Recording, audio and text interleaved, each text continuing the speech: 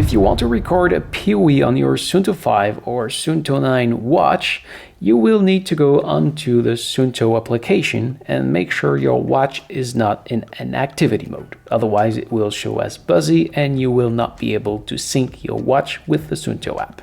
And since you add the POI on the Suunto app, well, it needs to not be buzzy. So you will need to go at the very bottom on the map logo, and then just find a point where you want to record your POI. And yes, on this map you will see all of your previous travel. So let's say I want to set a point right at top of this round top mountain. This is Sutton and I want to go just right here. I want to record this point. I will hit save POI and then hit the pencil, edit his name, and let's say this one will be Sutton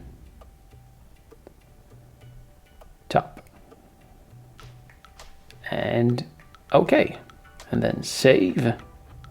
And finally you can go into the library just right here and to POIs on top, and you see Sutton top will be used in watch. If you don't want it anymore into your watch but want to keep it into the app, you can do it just right here.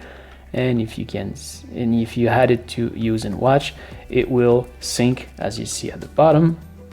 And if I go on the watch, you will see that if I go into navigation, I now have one POI and it's Sutton top. So now I just have to press on this one to navigate right here to this location. And of course I will need to be outside to do it. So this is it. Thank you for watching. I hope it helps. If yes, please smash the like button.